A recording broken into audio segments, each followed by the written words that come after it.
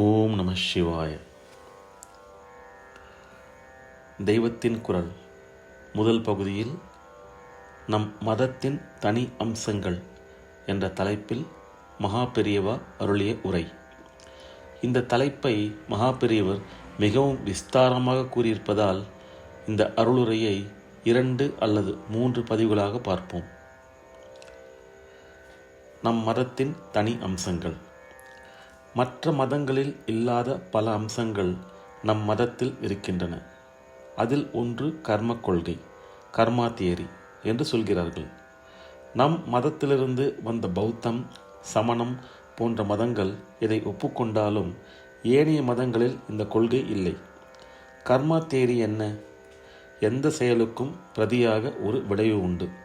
Cos and effect என்பதாகவும் action and reaction என்பதாகவும் இவை தவிர்க்க முடியாத விதிகளாக இருக்கின்றன என்று பிசிக்ஸில் சொல்கிறார்கள்.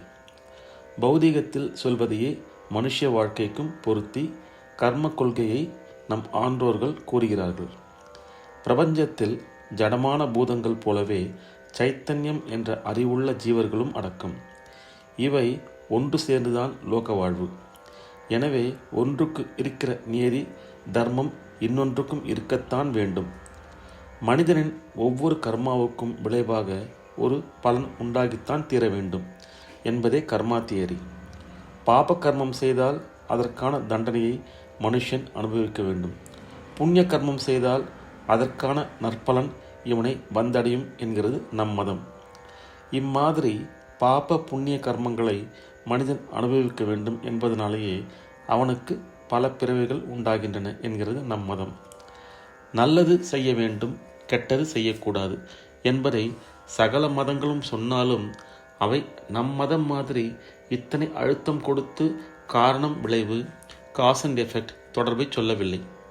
மறுபிறப்பு கொள்கையை, ரீஇன்கார்னேஷன் தியரி மற்ற மதங்கள் பாரத தேசத்தில் தோன்றாத மற்ற மதங்களில் எதுவுமே சொல்லவில்லை. அது மட்டுமில்லை, இதற்கு மாறாக பல தினுசான கருத்துக்களை சொல்கின்றன. ஆனபடியால் அந்த மதஸ்தர்கள் மனிதனுக்கு கர்மா தீருகிற வரை பல ஜன்மங்கள் உண்டு என்ற நம் கொள்கையை பலமாக ஆட்சேபிப்பார்கள். பொதுவாக அந்நிய மதஸ்தர் கருத்து என்னவென்றால், இந்த ஒரே ஜன்மாவோடு மனுஷனுக்கு பிறவி தீர்ந்து விடுகிறது. இந்த ஜன்மா முடிந்த பின் அவன் உயிர் என்றைக்கோ ஒரு நாள் சுவாமி கூறுகிற தீர்ப்பை கேட்பதற்காக ஓரிடத்தில் போயிருக்கும். அந்த நாளில் ஜட்ஜ்மெண்ட் டே சுவாமி இவன் இந்த பிறவியில் செய்த பாப புண்ணியங்களை கணக்கு பார்த்து இவனை நித்திய ஸ்வர்க்கவாசத்துக்கோ அல்லது நிரந்தர நரகவாசத்துக்கோ அனுப்பிவிடுவார் என்பதே ஆகும். என்னிடம் வந்த ஒரு வெள்ளைக்காரர், இப்போதெல்லாம் என்னிடம் நிறைய வெள்ளைக்காரர்கள் வந்தபடி இருக்கிறார்களே, அவர்களில் ஒருத்தர், இவர் புஸ்தகம் எழுதி பிரசித்தி பெற்றவர், வேடிக்கையாக சொன்னார். அவருக்கு பைபிளில் எங்கு பார்த்தாலும் கடவுள் அன்பே உருவானவர், காட் இஸ் லவ் என்று சொல்லிவிட்டு, இப்படிப்பட்டவர் ஒரு தப்பு பண்ணினனை துளி கூட கருணை இல்லாமல் மீளவே வழியில்லாத நித்திய நரகத்துக்கு அனுப்புகிறார் என்று சொல்லுவது பொருத்தமில்லாமல் தோன்றியதாம். எனவே ஒரு பாதிரியாரிடம் சமாதானம் கேட்டாராம்.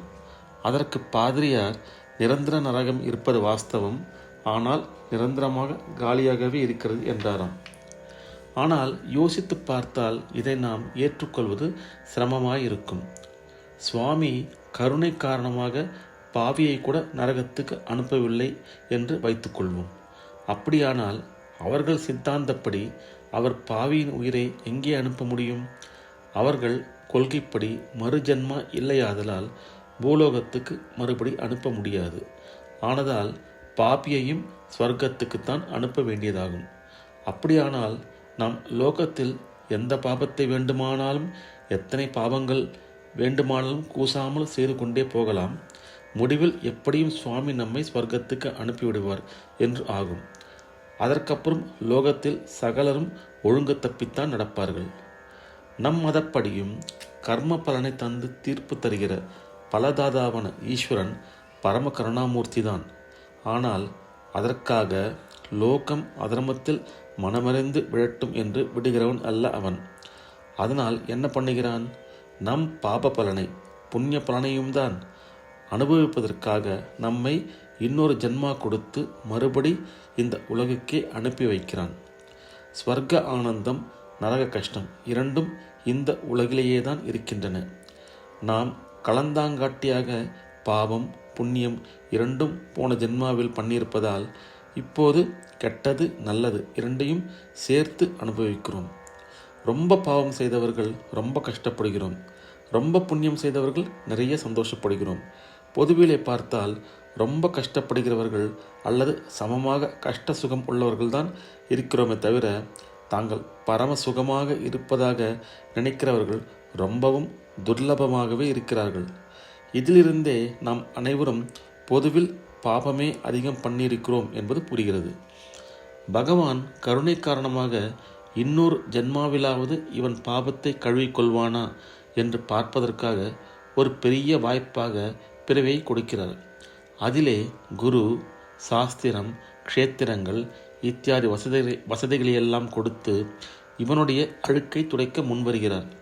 இவன் கையாலாகாதவன், ஒரு நாளும் தானாக முன்னேற மாட்டான் என்று அடியோடு உதவாக்கரையாக நினைத்து இவனுக்கு பாவியானாலும் கூட ஸ்வர்க்கத்தை கொடுத்து விடுகிறார் என்பதை விட, இப்படி இவனை கூட நம்பி இவன் தன்னைத்தானே கடை தேற்றிக் கொள்வான் என்று நம்பிக்கை வைத்து புனர்ஜென்மா தந்து இதில் இவனுடைய நன்முயற்சிகளுக்கு பல விதத்தில் கை கொடுக்க சுவாமி முன்வருவதாக சொல்வதுதான் நன்றாக இருக்கிறது, பொருத்தமாக இருக்கிறது.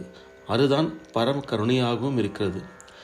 எனக்கென்று முயற்சி என்ன இருக்கிறது, எல்லாம் உன் செயல் என்று ஜீவன் சரணாகதி செய்கிற போது சுவாமியே இவனை ஒரே தூக்காக தூக்கி விடுகிறார் என்பது வாஸ்தவம். ஆனால் இவனாக முயற்சியை விடுகிற சரணாகதியில் அனுகிரகம் செய்வது வேறு, இவனுக்கு முயற்சி செய்யவே லாய்க்கில்லை என்று நினைத்து அனுகிரகம் செய்வது வேறுதான்.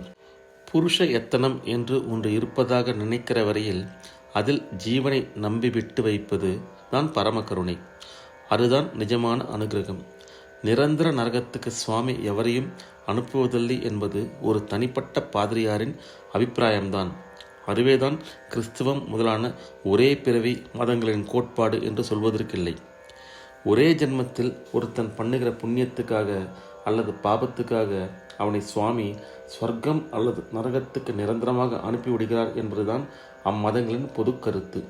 அதிலும் நாம் பொதுவாக பாவமே பண்ணுவதால் நரக தண்டனை பெறுகிறவர்கள்தான் ஜாஸ்தியாக இருப்பார்கள் என்பதால் தீர்ப்பு நாளைக்கே ரொம்பவும் பயங்கரமான பெயர் டூம்ஸ் டே என்றே வைத்திருக்கிறார்கள். இது பகவானின் கருணைக்கு குறைவாகத்தான் எனக்கு தோன்றுகிறது. நம் மதத்தின் புனர்ஜென்ம கொள்கைக்கு ஆதரவாக ஒன்றை அழுத்தமாக காட்டலாம். வெள்ளைக்காரி ஒருத்தி என்னிடம் வந்து இந்த ரீஇன்கார்னேஷன் விஷயத்துக்கு நிரூபணம் கேட்டாள். நான் அவரிடம் வாதம் ஒன்றும் செய்யவில்லை. அப்போது மடத்து முகாமில் ஒரு பண்டிதர் இருந்தார். அவருக்கு இங்கிலீஷும் வரும். அவரிடம் அவரை அங்கே உள்ள பிரசவ ஆஸ்பத்திரிக்கு அழைத்து கொண்டு போய் அங்கே பிறந்திருக்கிற குழந்தைகளை பற்றிய விவரங்களை குறிப்பிடுத்து கொண்டு வரும்படி சொன்னேன். அவளும் அப்படியே பிரசவ ஆஸ்பத்திரிக்கு அவரோடு போய்விட்டு வந்து குழந்தைகளை பற்றிய குறிப்புகளை சொன்னாள். அதன்படி ஒரு குழந்தை கொழு கொழுவென்று இருந்தது, இன்னொன்று நோஞ்சானாக இருந்தது, ஒன்று அழகாக இருந்தது, இன்னொன்று அவலட்சணமாக இருந்தது, ஒன்று உசத்தியான வார்டில் சௌக்கியமாக பிறந்தது, இன்னொன்று சொல்லி முடியாத கஷ்டங்களுக்கு நடுவே ஒரு பரம ஏழை பெண்ணுக்கு பிறந்தது. ஜன்மாவின் கடைசியில் பகவான் ஒருத்தரை நிரந்தர நரகத்துக்கு அனுப்புவது ஒரு பக்கம் இருக்கட்டும், அது நமக்கு கண்ணுக்கு தெரியாத விஷயம். இப்போது பல ஜென்மங்களின் ஆரம்பத்தை பிரசவ ஆஸ்பத்திரியில் பிரத்யட்சமாக பார்த்தாயே, இதில் ஏன் இத்தனை ஏற்றத்தாழ்வுகள்? ஏன் ஒன்று தாரித்திரத்திலும் இன்னொன்று சம்பத்திலும் பிறக்க வேண்டும்? ஏன் ஒன்று ஆரோக்கியமாகவும் இன்னொன்று துர்பலமாகவும், ஒன்று லட்சணமாகவும் இன்னொன்று அவலட்சணமாகவும் இருக்க வேண்டும்?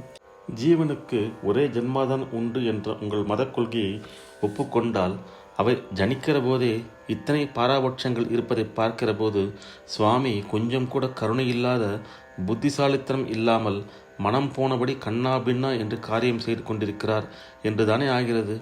அப்படிப்பட்ட சுவாமி கருணை செய்வார் என்று நம்பி எப்படி பக்தி செலுத்துவது? பூர்வ ஜன்ம பாப புண்ணியங்களை ஒட்டி புனர்ஜென்ம அமைகிறது என்ற கொள்கையை தவிர நீ பார்த்த ஏற்றத்தாழ்வுக்கு என்ன காரணம் சொல்ல முடியும் என்று கேட்டேன். அவள் ரொம்ப சந்தோஷத்தோடு நான் சொன்னதை ஏற்றுக்கொண்டு போனாள். ஆனால் நவீன காலத்தவர்களுக்கு இந்த விளக்கங்கள் போதாது. சயின்ஸ் படி ப்ரூஃப் கேட்பார்கள். அப்படி பார்த்தாலும் இப்போது பாராசைக்காலஜிக்காரர்கள் இந்த விஷயத்தில் நிறைய ஆராய்ச்சி பண்ணி ஜன்மாந்திரங்கள் உண்டு என்பதற்கு ஆதரவாக அநேக விஷயங்களை சொல்கிறார்கள். உலகம் முழுக்க இவர்கள் சுற்றி வந்ததில் எத்தனையோ இடங்களில் பூர்வ ஜன்மாவை நன்றாக ஞாபகம் வைத்து கொண்டு சொன்ன பல பேர்களை பார்த்திருக்கிறார்கள். பூர்வ ஜென்மத்தில் இப்போதைய இடத்துக்கு துளிக்கூட சம்பந்தமே இல்லாமல் வேறு எங்கேயோ இருக்கப்பட்ட தூரதேசங்களில் தாங்கள் பார்த்தவற்றை நினைவாக சொல்கிற பல பேர் இருக்கிறார்கள். இந்த ஜென்மாவில் கொஞ்சம் கூட சம்பந்தமில்லாத பலரிடம் அப்போது இவர்கள் சம்பந்தப்பட்டிருக்கிறார்கள். அந்த விவரங்களை எல்லாம் மறக்காமல் சொல்கிறார்கள். இவர்கள் சொல்வது உண்மைதானா என்று பரிசோதித்து பார்ப்பதற்காக பாராசைக்காலஜிக்காரர்கள் அந்தந்த ஊர்களுக்கு போயிருக்கிறார்கள். போனால் அங்கே ஆச்சரியப்படுகிற மாதிரி இவர்கள் சொன்ன அடையாளங்களை இவர்கள் பூர்வத்தில் சம்பந்தப்பட்டிருந்த மனுஷர்களை பார்க்கிறார்கள். இது மாதிரி 1, 2 அல்ல, ஏகப்பட்ட கேஸ்கள் இருக்கின்றன. நமக்கெல்லாம் முற்புறவை சமாச்சாரங்கள் அடியோடு மறந்து போய்விட்டன. ஆனால் வெகு சிலருக்கு நினைவு இருக்கிறது. அநேகமாக இப்படிப்பட்டவர்கள் பூர்வ ஜென்மத்தில் இயற்கையாக செத்து போகாமல், அதாவது நோய் நொடி வந்து செத்து போகாமல் கொலை செய்யப்பட்டவர்களாகவோ அல்லது திடீரென்று ஒரு விபத்திலே சிக்கிக்கொண்டு அப்போது மரணம் அடைந்தவர்களாகவோ இருக்கிறார்கள் என்று ஆராய்ச்சியாளர்கள் சொல்கிறார்கள். இந்த அருள் உரையின் தொடர்ச்சியை அடுத்த பதிவில் பார்க்கலாம். ஓம் நம சிவாய. ஹரஹர சங்கர, ஜெய ஜெய சங்கர, காஞ்சி சங்கர, காமகோட்டி சங்கர. ஓம் நம சிவாய.